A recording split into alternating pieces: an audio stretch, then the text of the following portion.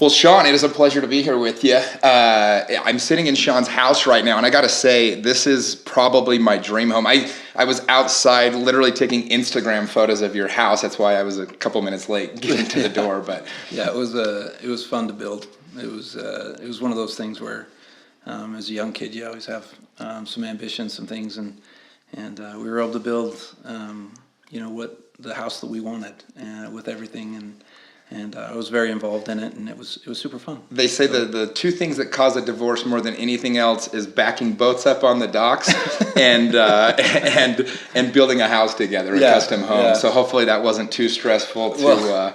Well, I have some advice for your viewers. Yes, please. Don't sell your company and then build a house. There's a thing called a budget, and that's actually a good thing. So my wife didn't have a budget, and so that just makes it a lot easier though on the stress side. So my wife was extremely happy at the end of the day. But yeah, it would have been nice to have built it before we had a transaction. Because afterwards it was pretty hard to. Maybe I'm not a good enough salesman, but I couldn't talk my wife as to why we couldn't. But it was still good. I love it. Yeah, well. One of the things about this podcast, we like to highlight exceptional people living extraordinary lives. And every time living in Utah, Vivint, obviously the company that you were one of the main owners of, I guess you can say. Everybody knows Vivint and all of the success you've had and everything else. And every time that I would ask people, how are they doing this? What are they doing to build that culture over there? And all I kept hearing was, you've got to meet Shawn Brenchley. And I think I'd heard your name probably 20 or 30 times before we ever actually met. But that's why I've been wanting to get you on this podcast. I'm going to dig into a little bit of how you built such an amazing sales culture, because you were really in charge of the recruiting. And when you got to Vivint, I think I read 800% growth you had from when you got there to when you left. Yeah, we had a lot of success, and there's a lot of reasons for that. And I don't attribute it necessarily to me. I just felt like, we had a good partnerships. Todd and Keith were great. Two great people. We were all very motivated, and we had some things that were probably behind the scenes that pushed us a little harder on a day-to-day basis. Some of which I think that can be a great motivation to some of your viewers to be able to know, kind of like, hey, what was it? What is it that kind of triggered the fire within? And I've got some great suggestions, some things that I think help me that are stuff that you don't read in a book or anything. Let's dive right into that a little bit, because we'll back into your story later, but I'm sure if people want to find just your whole story, it's all over the internet.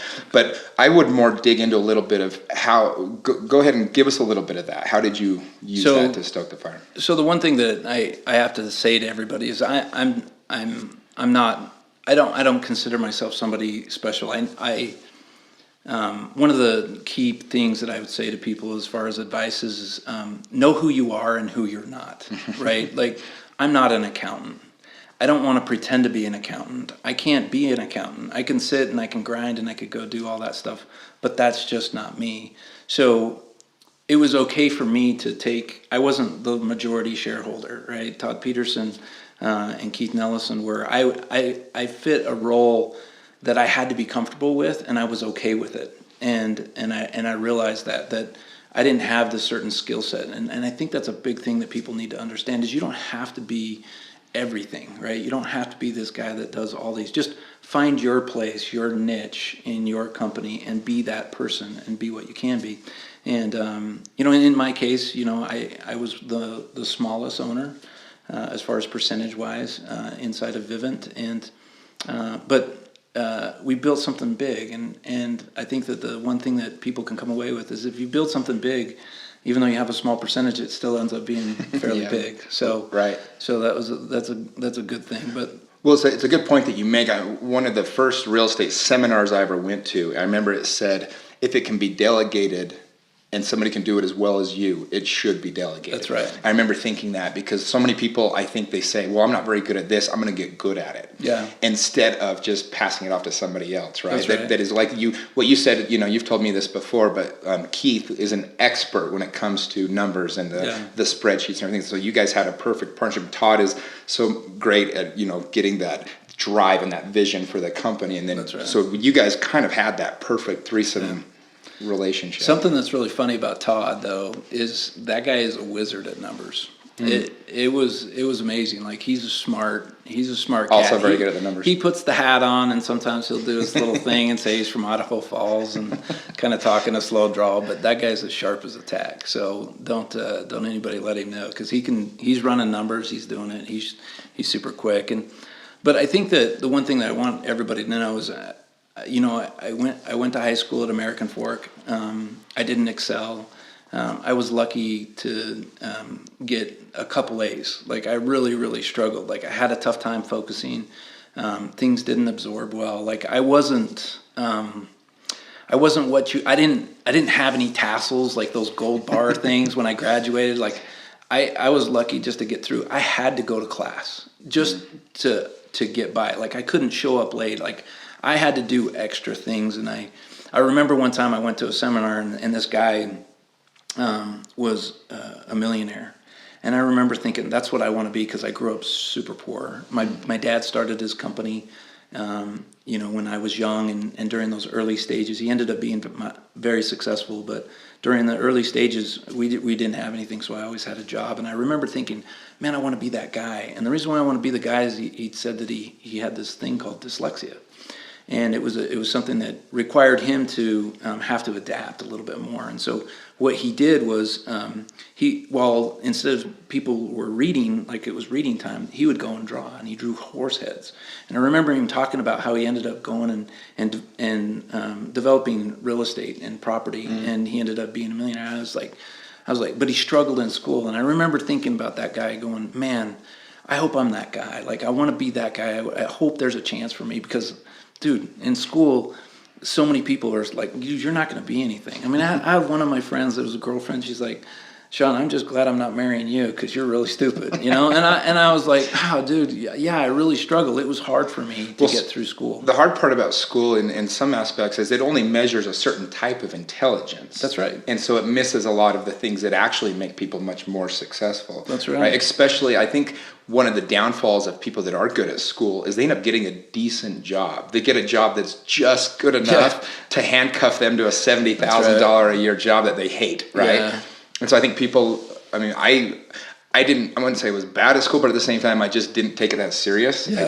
I saw it as like a networking opportunity. I just wanted to meet people and have fun with my friends. Yeah. But we use those skills that you develop your own way, just like I'm sure, the skills that make you so good at what you do. That's right. Were just hidden from a school test. Yes, and what I saw is that if I have these things that I have to challenge, I have to work twice as hard. So I knew that I had to go in early, and I knew I had to stay late. Just for me to keep up. Like I knew that time was what I had to compete with. Like, yeah, sure, some of the other guys could come in, they could work 8 to 5, but I had to put in more time in order for me to be able to keep up, and not only keep up, but kind of keep that edge. And so I think the one thing that I'd like to give to all of your viewers is just this attitude that work is something that is so important, and to be able to be persistent and know that those failures actually come. And my biggest quote that I love more than anything is failure plus persistence equals success. And I really do believe that that failure is a key component. But if you can continue to strive through it, that you will have the successes you need to. And everybody has failures. There's failures all over the place. And the other thing is that business is hard. Like you guys, all the people, the viewers are probably 90% of them probably aren't like entrepreneurs. They probably don't own their own companies. It's probably more than that. But the fact is that you work for somebody, and these guys gotta understand that business is hard, and that those owners are taking risk. Like sometimes I'll hear people like kind of get down on either like Todd, like how he's doing and what he's doing and all that stuff. But I don't think people really realize what that guy goes to bed with every night. The amount of stress that he has, and he does a great job of holding it, but there should be a lot of respect for what him and Alex are doing and what they're doing for this community. I mean, if you take a look at the number of employees that they employ, how much dollars and cents goes back into the communities and to people. It's Well, a huge benefit. I mean, I credit Vivint to saving my own real estate career. I'm going to be honest, Yeah. because when nobody else had money, guess who did? The Vivint guys. It was the only guys with money at the time. And I literally made a list. I got a list of the top like 50 dudes in Vivint. Yeah. I ended up selling, of the top like 13 or 14, I ended up selling like almost all of them a house. I think all but like 2, you know, and I would just go meet them and try to become friends, and they all had money and they wanted to invest, and it was smart to invest that time. And so, it's like you said, I had a mechanic one time. It's just a normal, you know, blue collar job's great, do your thing. But he was complaining that, you know, he's like, you guys don't even know what hard work is, you know, and it's like the mental, toll that it takes to run a business, and the risk that you take over and over again. I mean, you guys, I know, even right before you got your $2 billion whatever sell, I mean, it was not even a year before that. You guys were almost going under. And you can tell the story better than me, but that's the kind of stuff that people, I think when I hear like the 1%ers and people complain about it, I'm like, well, there's a risk and there's a reward to that risk. It's everything in life that you're willing to put a little on the line, you know. Yeah, so we, a couple things to that is that everybody hears the name Vivint. Everybody knows it's on the arena, and there's all of this. There's a lot of really good people that work there, but you know, we built that over time, and I really think that the one thing that people need to understand is that if there's anything that you think in your mind that you're going to build a company, you got to double the time, because it takes a long time of being consistent over a long period of time, and I think it's important for people to understand that the risk that's out there, it's hard. Like when your employees are out making the decisions, you have to live with them. And sometimes you get bailed out at work, like sometimes you do, but when you're the owner, you have to live with those mistakes. A great example of this is when I built this house. Okay, I decided that I would trump my home builder. Okay. And I thought that I was Mr. Smarty Pants. I just sold the company, and I'm the guy. Like I'm the big guy, right? Like I know what I'm doing. Well, it came down to the HVAC, the air conditioning and the heating, and I went with a new system. It was a new system, had never been put into any house, nothing. And the guy came and he had sold it to me, and he kind of gave me the bells and whistles, and he gave what his salesman gave him, which was this is going to be a very economical system, one of which I could use my solar to help heat my house. And I thought that this was going to be great. Well, come to find out, the system cost almost twice as much as a normal one, 2.5 times more. Wow. And the savings were supposed to be half of what so instead of having an electric bill that was $800, it was supposed to be $400. Well, I put the system in. I didn't research it. I didn't do all that stuff. We get it in, and my power bill is double what it was. So here I paid 2.5 times more to get savings, and I paid 2.5 more to have double. The same amount of electricity. No, double. Oh, it was so expensive. It was on a monthly basis. I was like, oh my gosh. So I made a decision, and I have to live with it. Every single time I turn on the air conditioning, if it doesn't work, I'm reminded of what an idiot I was, or the fact that the heat didn't work, or the fact that I don't have hot water. I made that decision, and now I have to live with it on a day-to-day basis. And I don't think people really understand that when they're taking risks inside of businesses and when they're making decisions for that as an owner, you have to live with those. And sometimes, you know, your employees make bad decisions, and you got to live with them. So I think it's really important for everybody to understand that if people are a little bit skeptical, or like your bosses or the owners are a little bit like, hey, they're not go, it's probably because of that reason. And I just think that the takeaway from this whole thing, at least from my standpoint of it, is that be grateful for your jobs. I know things are going really good right now, but generally speaking, like the fact that business is hard and it's hard to make a dollar and you've got things going, stay there and give it your all. Vivint wasn't always like this towering, big, huge success. It was a drudgery, like it was a grind every single day. And I think that, you know, going back to education, the reason why we probably were successful is because I didn't have anywhere else to go. Yeah. You know, I couldn't go and put my resume out and go get a ton of other jobs. So I had to stay there. And because I had to stay there, I had to fight through all of the muck and the woe. And the reality of it is I got stronger for it.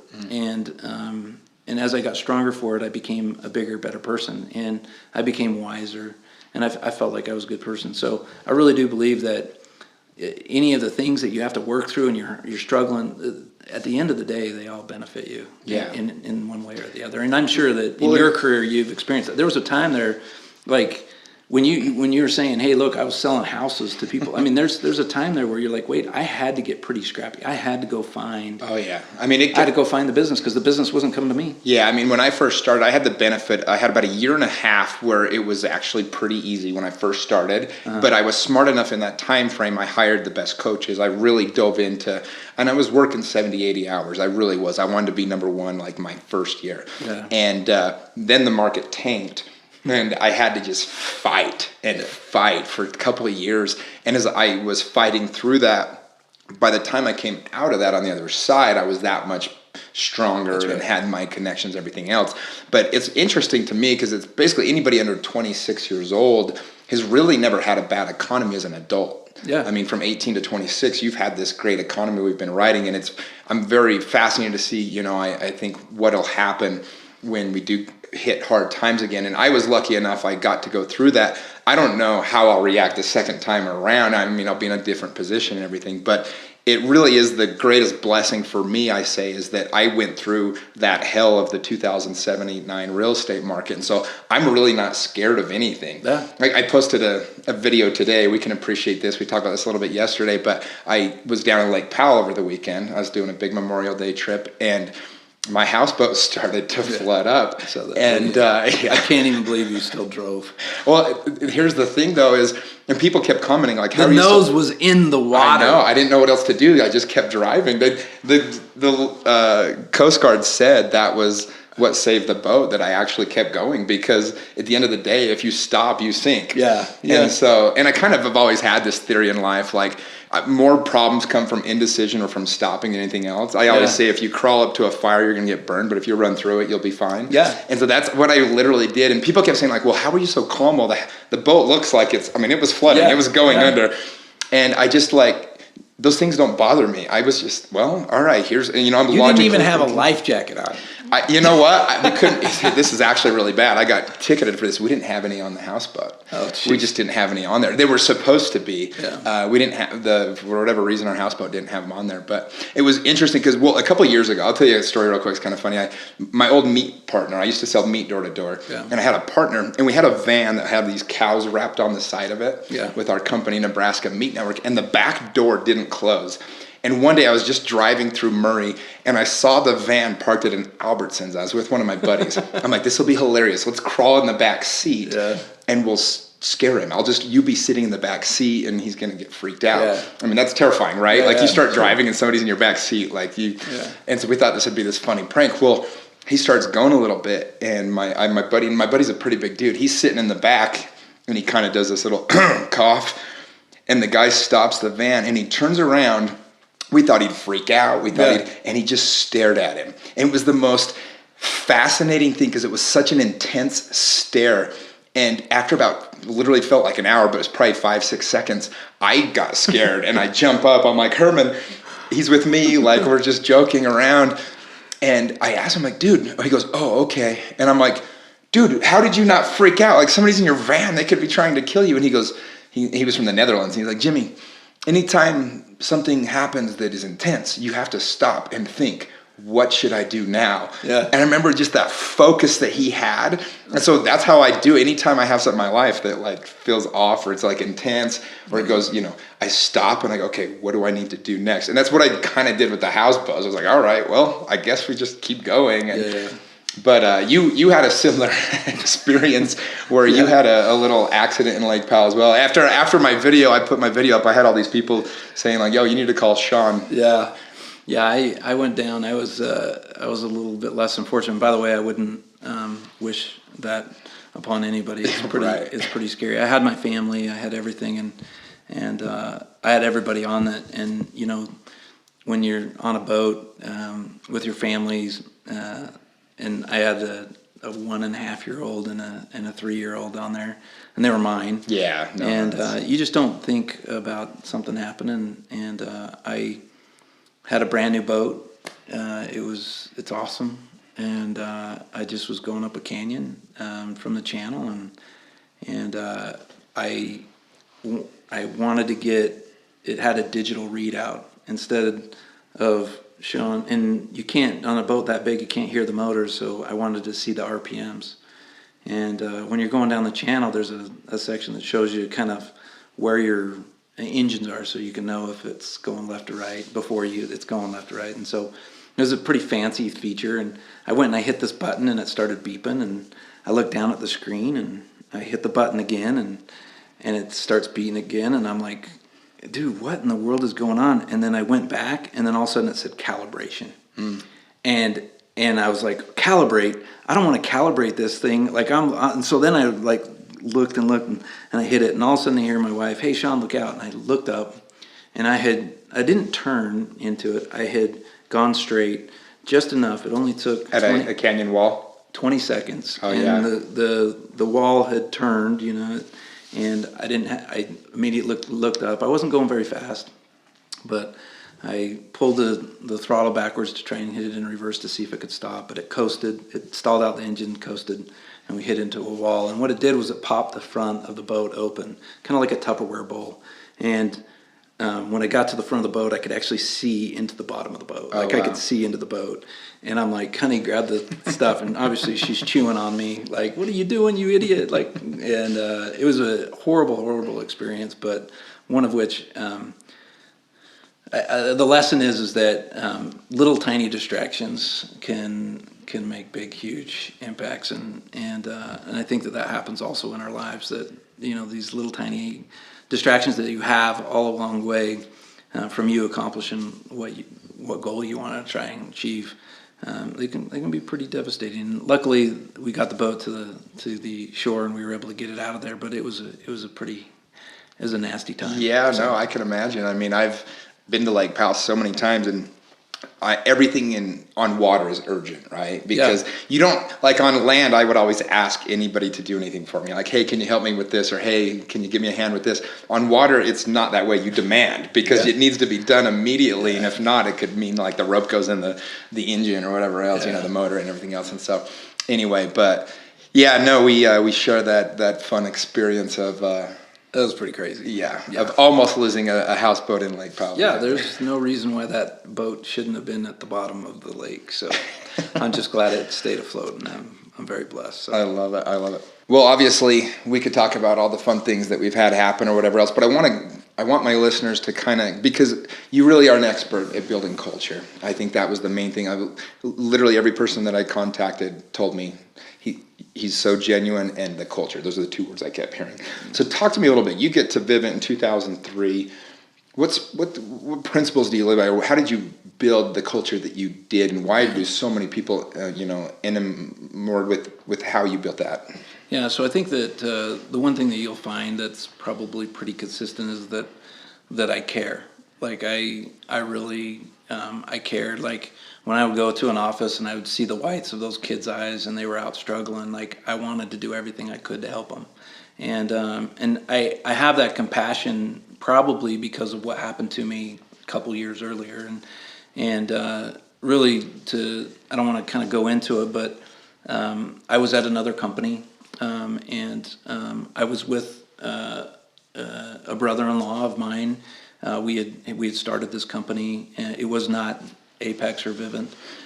It was a competing company, and we had built that company up, and we did it with a couple other people. And there came a point in our business that he went one way and I went another, and it was a very challenging time in my life. Like I literally thought that the world was going to end. Like I didn't know how I was going to survive financially. I felt like I had a lot of liability still out there that I had to clean up, and I felt like it was going to put me in a situation, where I could be bankrupt and really put myself and my family in a tough situation. And I was down and I didn't know what else to do. And I just came home and I told my wife, hey, we got to go. on this trip that Honeywell, our equipment provider, was providing us, and she's like, well, what do you mean? And I'm like, no, trust me, this will be our last vacation for a long, long time. And I really felt like that. That was my way of saying, hey, you know, we're going to go down a really rough road. And so we went and we ended up getting on the plane. We show up and Andy Pederson, Todd Pederson's wife, came walking on, and we caught her eye, and then Keith Nellesen's wife, and Melissa came in, sat down, and then here's Todd and Keith, my competitors, right? Okay. Like they're like my arch enemies. Yeah, sure. And my wife's like, "Are you kidding me? They're on the same plane as us." So the whole time we're flying out there, and we're like talking trash about them, and I can't believe this, you know. Yeah. And then when we get land, we go to get our bags. And you know when you go down to the bags and you're sitting there and they have the little guy there that's got the picture of the limo driver, and it's like, Sure. hey, I'm picking you up. It had our name, the Nellesen's name, and the Pederson's name. Brenchley, Nellesen, and Pederson, all with the same driver. That's great. I'm like, are you freaking kidding me? We got to get in the same car with these guys. So we had a limousine. They picked us up in this limousine, and we had to sit in this car. So the drive was about 45 minutes. I mean, for the listeners that don't understand, I mean, it was a very toxic culture of recruiting back then. This is like your sworn enemies. These are people that if you guys can imagine your worst competitor that you battled with every day, they put us in the same car, and there we were. And so what we found, though, was during that weekend, they ended up putting us on the same table. We have the same, you know, background. Like we don't drink, and so we kind of like put us in the same place, and we ended up spending the whole entire weekend with these guys, and their wives were great. Andy was, a wonderful person, we found out, and Melissa Nellesen was just a fantastic person, and these guys were really, really good people, and we really enjoyed ourselves. And this is up to Melissa, but she, at the end, my wife said to me, "Those guys are really cool." And I said, and I guess Melissa said to Keith, "You got to go get that guy. He needs to be a part of your team." Oh, wow. And so they did. They pursued me. And what they didn't know was I put on this facade. I knew that we were dead. Yeah. But at the same time, they were saying, "Hey, we want you to come." And literally, and I can honestly say this, Todd and Keith saved me. And I get choked up about it because that's the passion that I had, was they took me in when nobody else would. And I wanted to give that same thing to everybody else that worked for me. I wanted to give them everything that I had. I wanted to make sure that if they felt like they were sinking, or if they were in a bad situation, that I could help them, because these guys are all out. They're just trying, right? They're just going out. Nobody's, we're teaching them how to go and catch fish. And we need to give them all the energy and resources that we can to help them so they can provide for their families. And I really did believe that was the case. And so when people talk about me and my culture, I think that there's a little bit more of an attachment that's there. But I was able to spend, and Todd was able to allow me to spend some money on an organizational behavior guy. His name was Paul Gustafson. And over the course of probably 2 to 3 years, I worked with him. And when he talked to me about culture, he made it very simple. It's how can we get the we into an organization? Not the me, the we. And that's what resonated with me. It was like, wait a second here. Are our pay scales more about me, about like saying I, or is it about we? And it was always about I. Like, it was an I thing. Like, there was nothing that screamed we. Like, you as a salesman that's a real estate guy, it's not we. Like, it's just one person. And I started sitting there thinking about it, and I'm like, you know what? This isn't right. Like, then I started to diagram, and I drew a circle, and I just said, okay, let's put the word we. who is Vivint? Like, who is it? And I started, obviously the sales reps, right? And then you got the managers. That's an easy thing. And then I started branching out a little bit further and got a little bit more in depth. And I started saying, well, wait, the lead techs are just as important as the managers. And then I've got the office people, the people in the office. I've got, I've got the accountants. You start putting this whole thing together. And then I started thinking a little bit different. And I'm like, wait a second here. Every one of these people are married. Mm-hmm. Like the wives of our particular organization are so important. And I started to sit there and go, wait a second here. They are just as much a part of our organization as they are. And I started realizing that my technicians weren't invited to my sales meetings, and my sales guys weren't invited to the tech meetings. And if we did a really exciting, cool thing, it was always sales related. Didn't have anybody else. And so I started to say, hey, look, let's try and encompass this we idea, this idea that it's everybody. So then what we said is who's the we? Well, and I was a big proponent of protecting families. Like, that's why we do what we do, is we protect families. And I really saw that culture embraced everybody, because instead of being a summer sales company where it's like, hey, I got fancy pants and I got some pretty cool money and I got a huge truck with big wheels, it was more of, I saw people adapt and were really bought into this idea that it's about families and it's about protecting them. And I saw the culture inside of our organization, really look to where when we were saying to people, hey, you protect people on a day-to-day basis, it's their lives that matter. And we'd start sending video clips out. And it just started to come really from an idea standpoint of it. It really started to answer a lot of questions that said, how can we get the we into everything that we do? And so, I mean, we had in a week's time, like in a month, we probably have like 5 to 10, maybe even 20 actual events that were really emergency related that we didn't do anything with.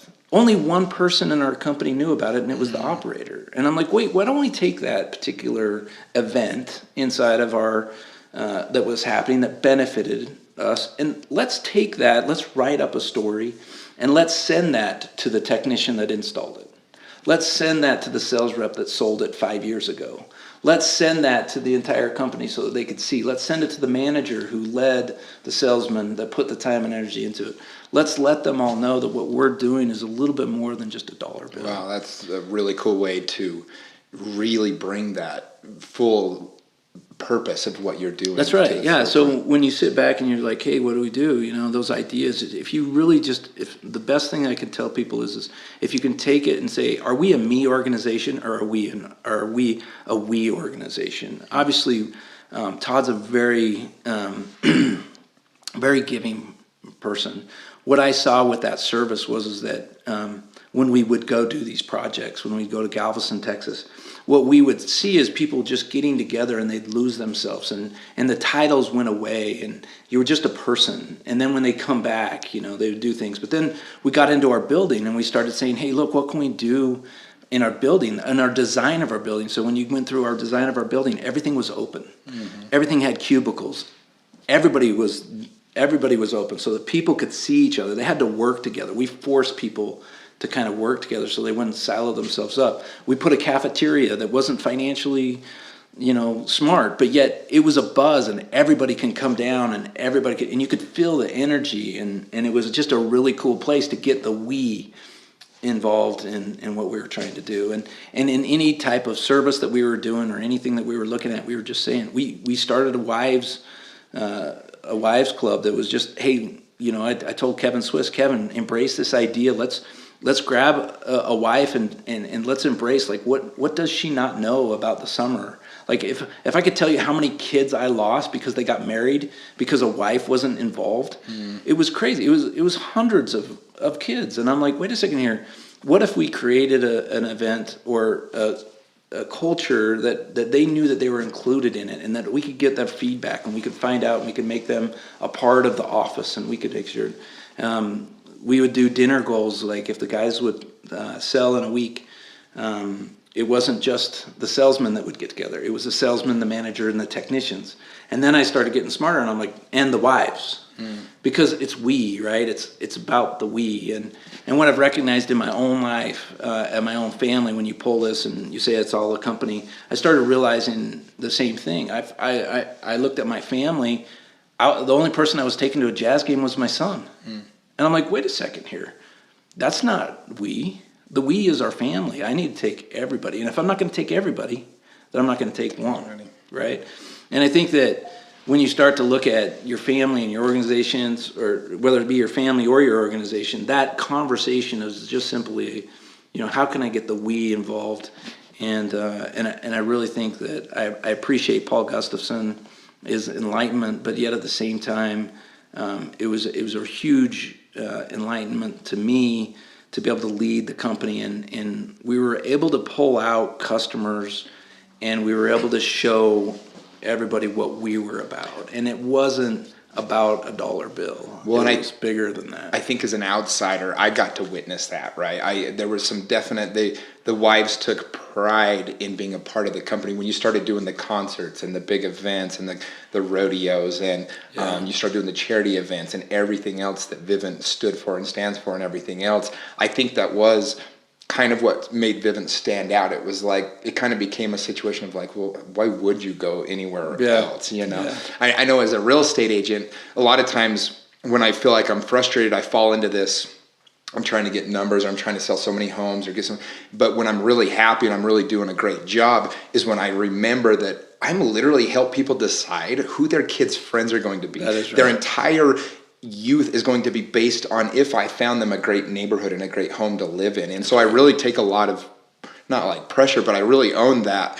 And I really do try to always put my clients in the best situation. Yeah. And I think a lot of my feedback, my reviews that I get, that's, they say, I can tell Jimmy had my best interest, because I truly do want them to get in a situation where, that's going to determine their whole outcome of their life, of those kids, is where they grew up at, who their neighbors were. So yeah, and I think that I can honestly say that during the time that I was at APX and Vivint, I never brought up money.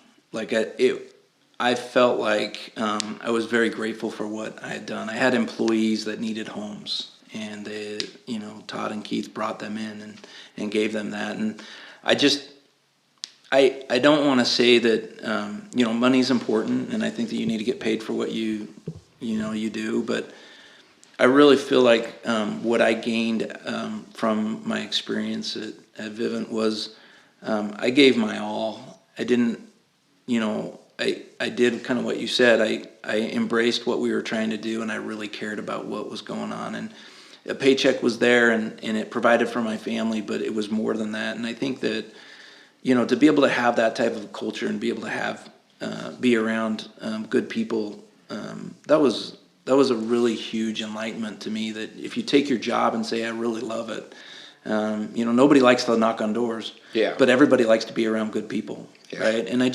you had to kind of take that mentality that, hey, look, we're knocking on doors, but there's a whole bunch of other things that can be a really good, positive experience. And I think it's just this mindset of where you put yourself in, and I think that those are successful. But definitely a takeaway from me was that I got what I got paid, and I just flipped it out. I wasn't going to argue about it. I wasn't going to do anything. And you can ask Todd and Keith to this day.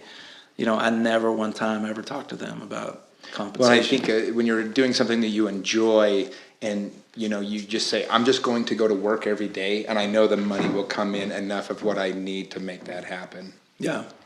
So, well, what was because you were dealing with so many personalities, so many, a lot of egos. You get sales guys or egos. What was the hardest part of being in charge of kind of that growth in Salesforce at Vivint? Well, so there's a key statement that Paul says. It says you're perfectly designed to get the results that you're getting. So you're perfectly designed. Like whatever results you're getting inside of your organization, it's because you did it. You designed it. You put a system out there that's getting a behavior.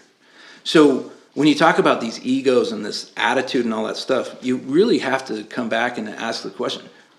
If we are perfectly designed to get the results that we're getting, then that means that we are creating the selfishness. we are creating the personalities. We're creating these egos. And really, to be honest with you, in the work that we did, I kind of had to embrace that and said, you know what, this job is so hard that we have to build these guys up. It is such a hard job that we have to almost get them to a point of fantasy.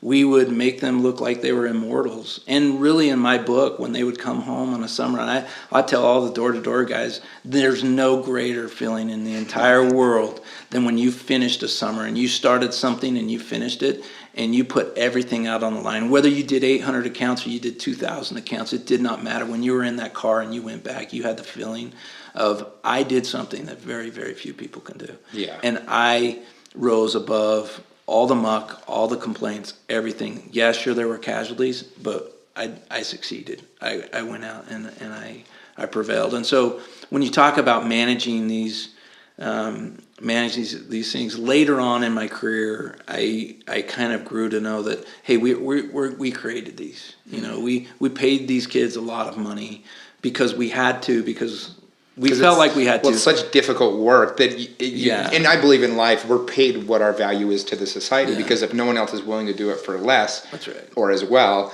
then you are worth every dollar that you're earning. Right? So I think that the principle back, like when you say, how did I manage it? Like, we created it, right? So you could say, hey, look, did we do it? And later on, I realized that, hey, look, there's other things that we can do. Can we really change the state of mind of people? And when you build them up and they've got to, fill out, they got to go out and they got to work through all their trials and that are out there on a day-to-day basis, no different than anybody else does, but let's reward and recognize. And so we did a very good job at rewarding and recognizing, and then learning from our past. The great thing about the summer program was we had 4 months to go and excel, and then we had 8 months to prepare for the next year. So we could go back and say what worked and what didn't work.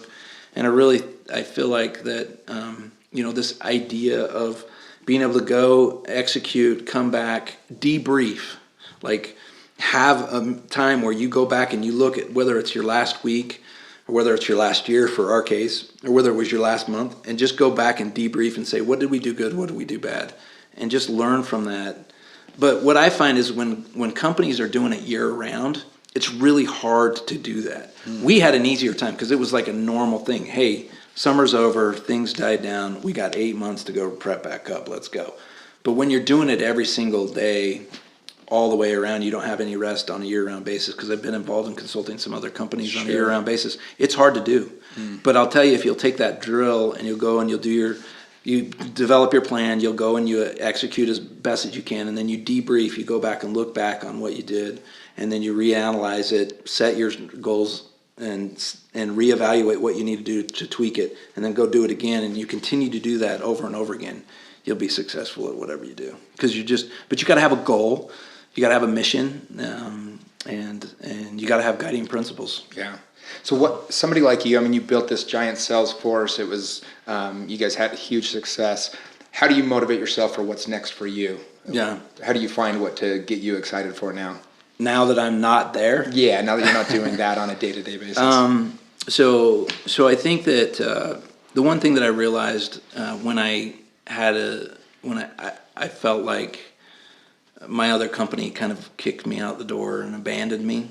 Your first company. The first company. And then when I came to Apex, what I realized was that all of those people that worked for me at Company A, they had to take care of their families, right? It was the most important. It didn't matter, that, hey, maybe there was a little bit of injustice here and they didn't understand the story. But what I realized was I kind of got my feelings hurt because I watched them go to the safest place, which they should. Mm-hmm. Like I shouldn't have thought anything different, but I watched him go to like this. I watched him go to another place where I'm like, hey, why would you do that? Like, why would you do that to me? And I really, for a second, I took it a little bit personal, but then I came back and I realized, hey, they've got to take care of their families. Like, that's what's important to them. And so when it came time for me to make a decision as to whether or not I needed to continue at Vivint or to leave, I felt like it was a point in my life where I was like, hey, what am I doing this for? Like, at the end of the day, the only thing that mattered was my wife, and my kids. And they were the only ones that were really by my side the whole entire time. Probably because they had to be, Sure. right? They didn't have a choice. They probably would have like kicked Dad out and went somewhere else because Dad's like a freak, right? But it was kind of a situation where when I made the decision to leave, it was me saying everybody's going to be okay, right? They need to do what's best for their family, and I need to do what's best for my family. And whether it was time or it was, me being gone, I continued to see what we built was a great thing. But I really felt like I had, because of some of the things I've talked to you about, because of the time, because of the limitations that I had, and I had to kind of make up for those with time. There's a consequence to that, and not many people are going to get enough money, at 43 years old to be able to just walk away. I had the opportunity to be able to say, hey, you know what, this is enough for me, right? I know somebody's always going to have more and somebody's always going to have less, but for me to walk away, it was the decision that, hey, you know what, my family is what, and people are going to be okay. Well, and I think it's like watching your baby grow up, but now you want to spend time with your actual family. I know you have a son that is a big golfer. He just got a scholarship at BYU. I believe, right? So are you encouraging him to go into the summer sales route when he's done with golf, or is that something?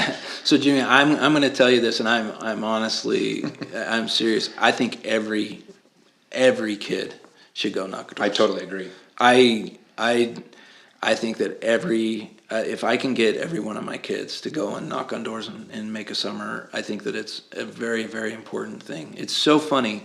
Today, I'll run into people. I just ran into Johnny Cafaro. He used to sell for me, and now he works for Stryker, and he sells he sells medical equipment. And I said to him, like, hey, how are things going? And he's like, out of the rough. And I said, hey, just think about it. You could be out knocking on doors. And you see them go back, and they're like, oh, Brenchley, I am so happy where I'm at. Yeah. I never want to go knock on doors. It is all uphill from there. And I think that you almost have to have that ugly, angst in you to go out and really freaking kill it. Well, that was when the real estate market tanked. I'm like, I ain't going back to selling meat. I'm not going to knock doors and hawking steak and chicken. It is the lowest thing, and I think that I think it builds character. So I definitely love my son and be able to do it. But to answer your question about what's my next motivation, it's really funny. Once you have money, some of the different things that kind of comes into your mind. I feel like I don't want to be a person that, people can't come and talk to me. I want to be that guy that will help somebody at the side of the road all the time. I want to be me, but there's a problem. There's a thing. Me before is I had no money, and me now is I have money, and everybody wants money. And I watch myself trying to protect myself from that unawkward conversation of money. And so I hope that I don't change, but at the same time, I also understand that, my life's a little bit different. And I need to figure out how to manage my money so I can help other people. You also understand that giving somebody money isn't going to help them on a deeper level, right? Unfortunately, I found that out the hard way. I've given money, and it's the same. What happens is you give it to them, and they don't face the consequences, and then they don't change their behaviors. It's almost like they got to go through and in order for them to make changes. Otherwise, you just give them money, and they continue to do everything that they're currently doing. Is that this is not sustainable. And so it's a really hard thing to do, because I can solve a lot of people's problems, and it's hard knowing that, but it's even harder understanding that they got to go grind it out themselves. And I think when you give somebody money to solve a problem, you rob them of that feeling and that confidence that can only come from solving it on your own, and the fear. Absolutely, to fight through that, because all the blessings in life come on the other side of that, right? And if you never have to actually cross that line, you rob yourself of those blessings. Yeah. Well, last question I want to ask you, somebody that has the opportunity now to do about anything you want to do. Give me one or two things that are on your bucket list that you're going to accomplish over the next few years, just like fun things or something crazy that you want to do. I do have a bucket list, and it is interesting that you almost need to do a bucket list. I will tell you this, Jimmy. whatever your behaviors and whatever your habits are right now, it doesn't matter if you get a chunk load of change or you retire, you will find that you continue to do the things that you do. Like, you're not going to say, hey, I think it's more important. Like, if I'm not with my family, I really have to work at being with my family, because you are kind of in your comfort zone. It's not like you say, hey, I'm going to, now that I don't work, now that I'm home, I'm going to work out every day. Well, guess what? I don't work out every day, right? Yeah. Like, I do exactly what I was doing. So whatever you feel like is important now, you're going to still do those same things. If you retire, you're able to get money. And so I think that the one thing that I've found is that you have to set goals. You have to say, hey, look, I'm either going to melt away and turn into a marshmallow. If you do nothing, if you strain, if you don't do anything, you'll revert back. You're either going forward or you're going backwards. And I think that that's one realization that I have. And I think that you see that in a lot of people that will say, hey, I'm going to retire. You see them jump back into stuff. And the reason why is because they don't like where they're going, because you're going backwards. Well, it's hard to feel fulfilled if you don't have that growth and contribution. That's right. And so when you say that bucket list, I think that the bucket list can be goals, it can be whatever. But on my bucket list, I want to be involved in a charity where nobody knows who I am. Like, I want to be able to donate my time to an organization where nobody knows who Shawn Brenchley is. I can drive up in a stupid truck and I could go give my time and I can give my energy, but nobody knows, who I am. And that's what I want to do. I mean, I want to take my wife on a trip. I want to do a triathlon every single year, in my 40s. There's a lot of other goals and bucket list items that I want to make sure that I do. I want to be a good dad. So I want to take my wife on a trip every single year, somewhere where she hasn't been. And, I believe that bucket list is an important thing, and I think that everybody should have one. And, as far as my in-depth, and there are some things that I've been able to accomplish, but it's funny that list, if it's not in front of you and you got to work at going and doing those things, you almost have to force yourself to do it, because you end up not doing it. Well, I always tell people there's no good time to go do these things. Last month I went and swam with sharks in the middle of the Bahamas for 5 days. That's on my bucket list. And there's no good time to be in the middle of the ocean with no cell service for 5 days. Yeah. That's never going to be convenient. Yeah. But that was on my bucket list, the top item. And so when my buddy Garrett called me, I was like, I'm in. Yeah. And I planned that for 6 months. But yeah, it's those moments that kind of give you something to look forward to. And, right. and I try to create one, almost monthly. I try to do something crazy that Yeah, but you got to force yourself to go do those things. You have right? to just pick up and do it. How about being in the airplane and doing weightlessness, right? Do you want that? Sure, of course. The airplane that they pitch, and you can experience 30 seconds of weightlessness. Oh, I like that. I want to do that. I want to. Well, let me know. We'll go do it. I want to do weightlessness. That's on my list. There's a whole bunch of them. So, I love it. But I think from a challenge standpoint of it, the challenge is to be a good person in the midst of what you have at the time that you have. And I always tell people that you really know a person by what they're like, not when they're under no pressure, but when they're under pressure. You really get to see them. And when I talk about pressure, I'm talking about real pressure, when you squeeze that orange, you can see that, there's orange juice, but when you squeeze it hard enough, there's pulp and there's seeds, and you get to really see somebody when they get squeezed really tight, really tight. And I think that, in our lives, I think that the important thing is that the realization that there are good people out there is pretty easy. But I also think that, you need to also protect yourself in the fact that there are bad people. There are bad people that will take advantage of you as well. And I think that, at the end of the day, you want to be somebody that people can count on, and you want to be a good person to society. So I hope that. Well, thank you you've going. done an amazing job. I get a lot of people talk to me about other people, and your name is always up there as just an amazing person. And so thank you for what you've done, and appreciate your time today. And I think a lot of people are going to get a lot out of this. So thanks so much, man. Yeah, appreciate it.